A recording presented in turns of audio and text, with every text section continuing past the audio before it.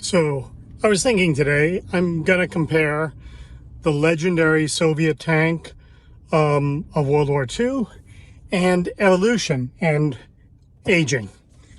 So you can probably see where I'm going here, but the story about I think it was the T-70 tank in World War II, was that the Russians weren't doing very well, and someone observed, we're doing all these extra steps to finish a tank, smoothing the edges down just like the Germans do, and painting it and making sure it's all good and all that.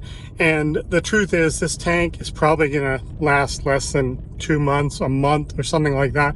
So why do we save on those steps?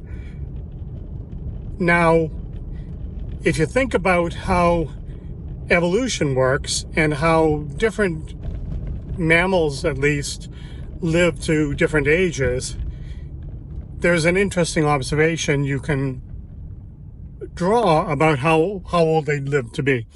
And that is that if in the normal course of events, an animal is not going to live, or say like a proto-human, is not going to live past 30 years old, then there's no motivation for evolution to find a way to get that human to live longer. They weren't going to live that longer. If they're a man, they weren't going to father more children because they had that evolutionary adaptation that let them live longer, because they were going to get killed by a dinosaur. Well, they didn't exist at the same time, but something would happen, bad water, eating off lead plates, all those bad things would happen before there was any point to evolving so that you could live a longer time. So that's interesting, because a lot of us do live to be 80 and 90. And that's just, I guess, an accident, because we didn't really evolve to do it, because over the vast period in which we evolved, we weren't going to get there anyhow.